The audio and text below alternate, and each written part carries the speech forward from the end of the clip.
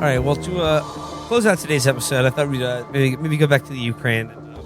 Check in on someone who's he's an all-star when it comes to foreign policy thinking, economic thinking. I'm talking about No Opinion.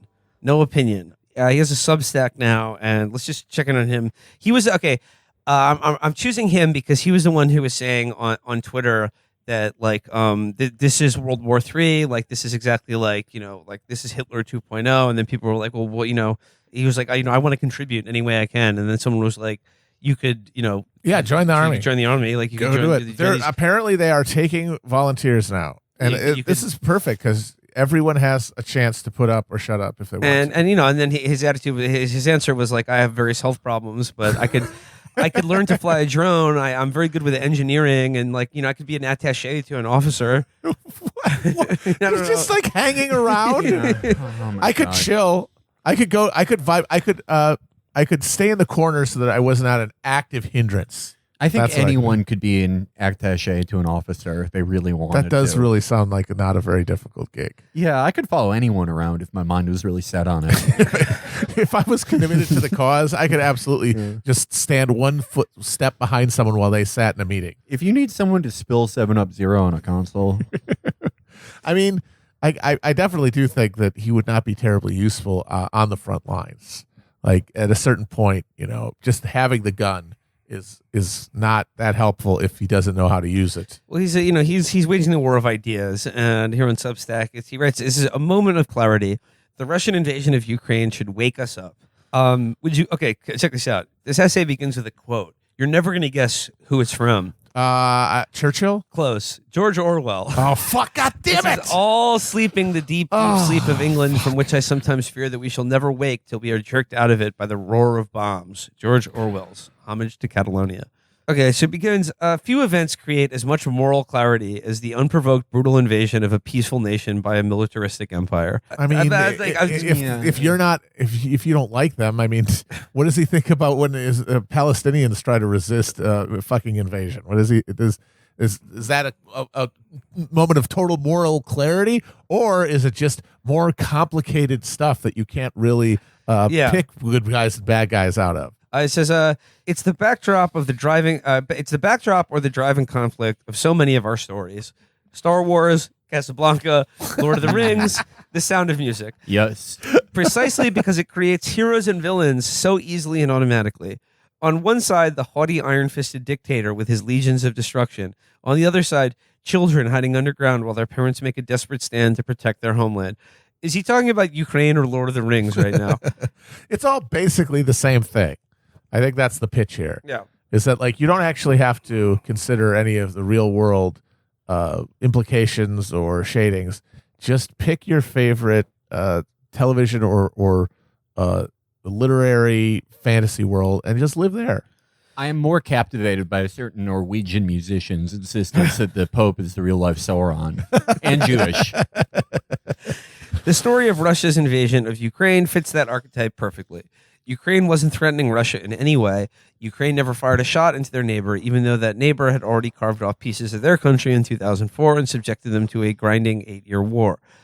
Putin simply declared that Ukraine is historically part of Russia and sent in his troops. Soon, Russian missiles were blasting practically every city in Ukraine. Russian tanks were rolling into Ukrainian cities, and Ukrainian children were hiding in bomb shelters.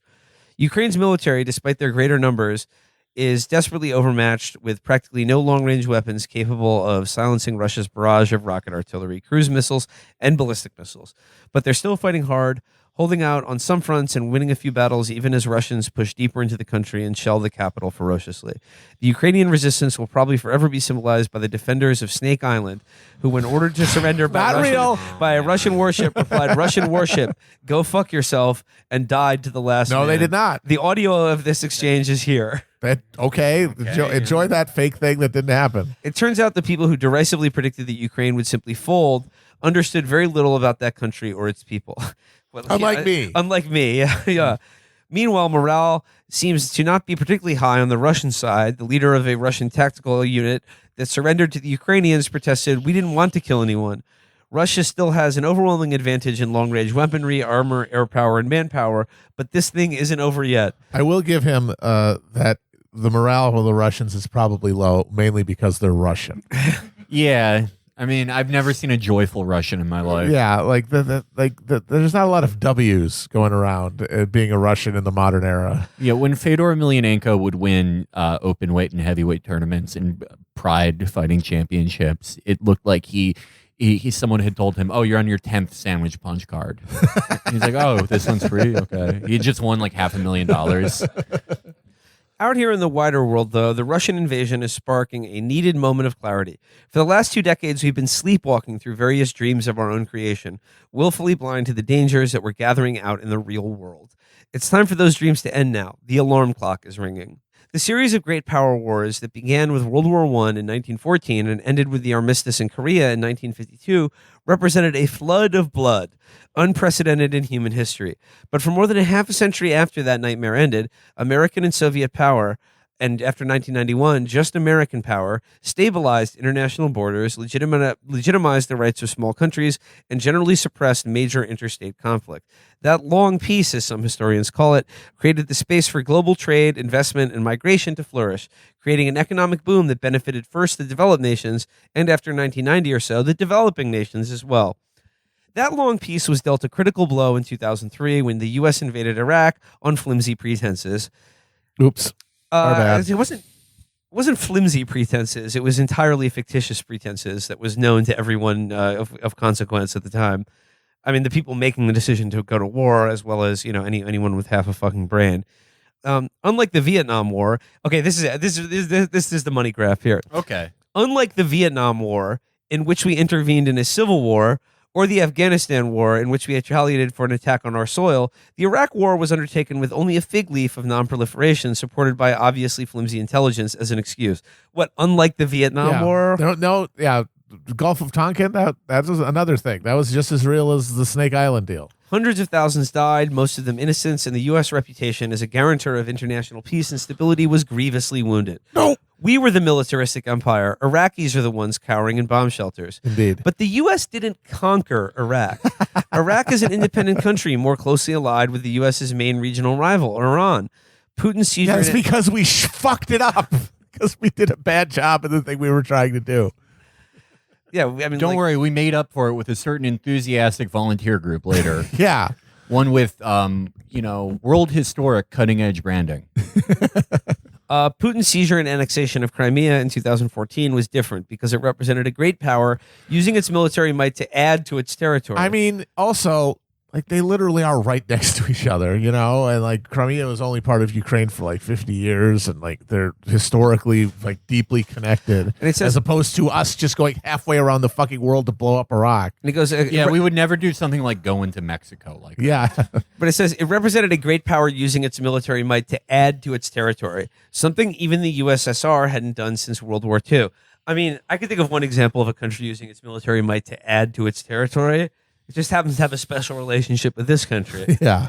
Still, not that many died in the conquest of Crimea. More died in the war started by the Russian-supported separatist movement in the Donbass, but at least that had the fig leaf of civil war. He goes back to these goddamn fig leaves. He loves fig leaves. The guy can't get enough. He's hungry. If you are in a classical painting situation and you need to cover your genitals, find me a better leaf. The Russian invasion of Ukraine is different both quantitatively and qualitatively.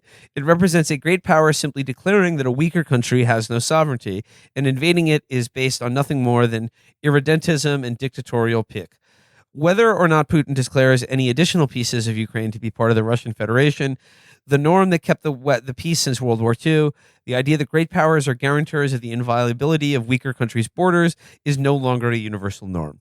And the invasion also shows that although America can presumably still defend its treaty allies, it does not have the power to prevent other great powers from having their way with weaker countries within their sphere of influence.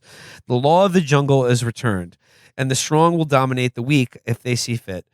This will have several ripple effects. First, it will dramatically increase the incentives for nuclear proliferation. Recall that Ukraine gave up its nukes in 1994 in return for a worthless guarantee of security from the Russian Federation. Countries whose territory is menaced by powerful neighbors, Japan, South Korea, Vietnam, and so on, will now be thinking very hard about whether to get nukes of their own. So the post-World War II moment, a sort of extended after party for the world to recover from the great catastrophe of the modern age, is now over. Perhaps it was always destined to end once the generation who lived through it passed on. I think they should give every country a nuke.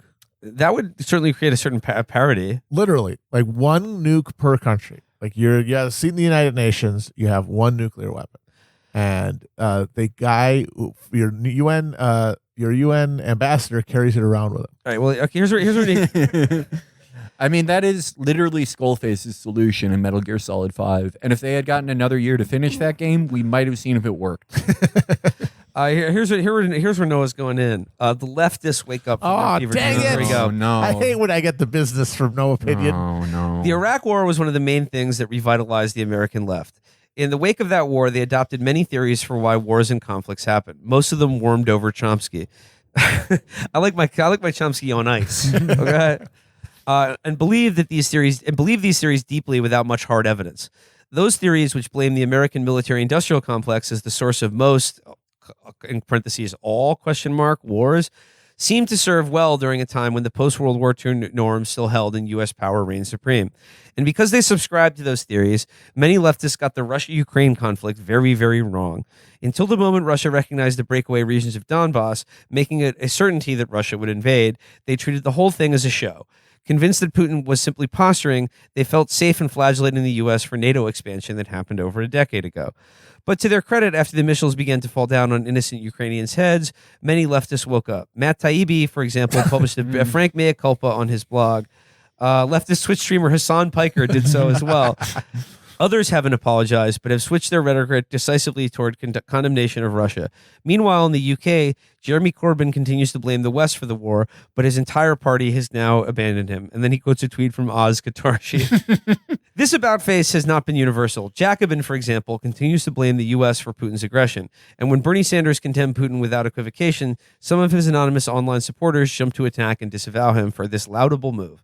But mostly, the roar of Putin's bombs seems to have jolted the left from their sleep. In 2022, with the fucking war in Europe happening, to be able to fucking find time and space to talk about the bros still, some people, I guess 2016 will never end. Like, it just dug a groove in their brain that can never be cauterized. It's amazing. And, I'm sure he's loving this because, people who didn't expect Russia to invade or we're talking about the fact that the United States government and NATO has certainly escalated this conflict or led Ukraine down a path that would make a situation like this more likely to happen and are now cheering on, in any violence that ensues as a result of this.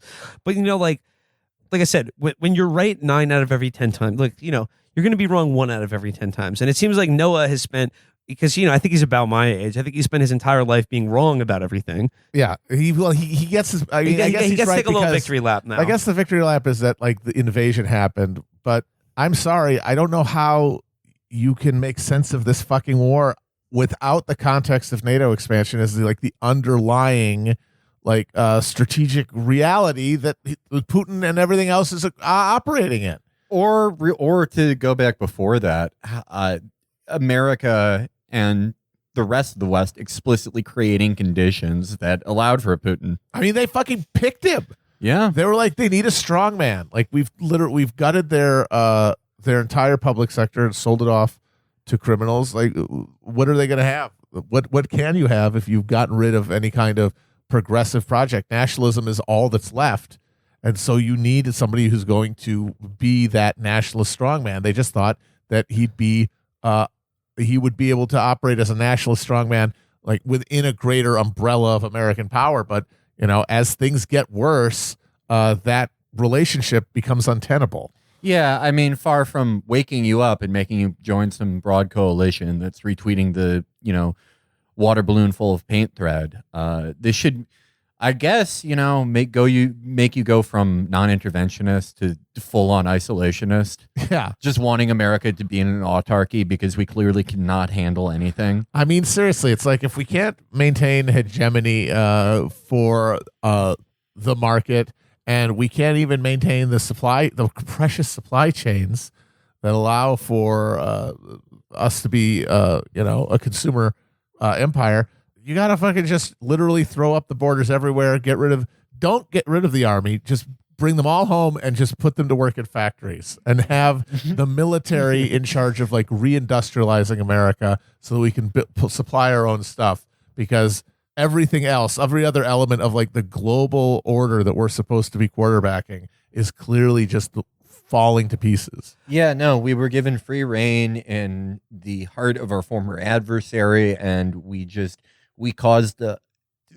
ourselves to relive the past 50 years, but shittier, because this time we didn't have to offer any concessions to people at home because there was no ideology that was competing against it. Okay, just to close out, no opinion here. He writes, for 40 years in the first half of the 20th century, nightmare regimes stormed across the world, wreaking devastation on anyone without the strength to resist them. But the world came through that crisis, and the great powers of the time developed norms that stopped the destruction. In the wake of that great act of responsibility and wisdom, the world for 70 years enjoyed the greatest flourishing of prosperity, culture, and human achievement in all history.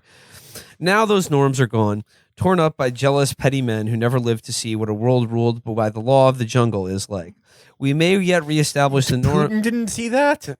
I'm pretty sure that's when he became Vladimir Putin. Yeah. Is in the jungle. More of a jungle than you will ever see in your life. We may yet reestablish the norms of inviolable borders and the rights of small countries, but this will take risk and effort and blood. The blood of the Ukrainians now to be the first to be spilled. The crisis of the 21st century is upon us, and we must go into this crisis with open eyes, discarding the illusions we spun for our own consumption when we took peace for granted. We can no longer afford to treat our wealthy liberal society as a fatted calf to be slaughtered and parceled out by faction. No, but we can afford to treat you like that, Noah. I mean, good luck, man. If the thing that you're trying to defend is Western consumer capitalism, and say this is now what we have to fight for, I'm sorry, that's just not going to work, because the whole push there, the entire appeal of that model is that you don't have to fight for it. That's like the one thing that makes it appealing, is that, hey, at least you don't have to worry about, actually being in physical danger. Sure, you are essentially a hamster. You have any meaningful ability to, control the shape of your life and express yourself and your assert yourself in the world. That's all completely forsworn, and you are channeled into incredibly narrow and increasingly narrow consumer choices as your only ability to express yourself. But you're safe. You get to be a safe little veal calf while that's happening. Saying, yeah, you still are going to live in this liberal consumer, this dead consumer empire, but also you have to pick up a fucking AR-15 and go shoot it out with fucking. And Noah's not even going to do Chechens? that. He said he wanted to be a drone pilot for Ukraine. Yeah. Yeah, taking off from what runway exactly? Yeah, and also the point of this, last 30 years of the American Empire is specifically you do not have to think about it. Yeah. Well, not last 30 years, about last 15. After it became too hard to look at, it was able to be kept going by the fact that most Americans do not ever want to think or care about foreign policy. Yes. And that is not going to change. And well, this way, there has been some supposed groundswell of American unity for this great new project of defending our way of life. I should remind people that you are only seeing people who read the exact same media you do, which is an incredibly small group. This is still the exact same country where like half of the people here think that Bono was secretly killed in 2019 in a military tribunal. It's the exact same place. well, I think Noah, I think he enjoys this moment of crisis, because I think it allows him to retrofit essentially like his political and ideological view of the world, which is essentially socially liberal, fiscally conservative, and make that seem like it's a dynamic force that's worth fighting for again. Because I guess like in his opinion, like the alternative is the law of the jungle. But like, I'm sorry, it's the law of the jungle for every country outside the sphere of the United States. Yeah. And it's the law of the jungle, and that's what we impose on them. Yeah. Because, that is, our fatted calf is fat because we create conditions that are the law of the jungle for the rest of the fucking planet. It is also the jungle in a lot of places in this country that are cut out of that deal. Yeah, exactly. And if people are going to fight, they're going to fight for something a lot. They're not going to fight for the fucking airy liberal fucking non-ideology, or the imagined non-ideology that no opinions of the world think is worth defending. So, like, if they need to, if you really do think the 21st century is going to be like this the red and tooth and claw thing, you got to find something worth fighting for, because that's just not going to be it.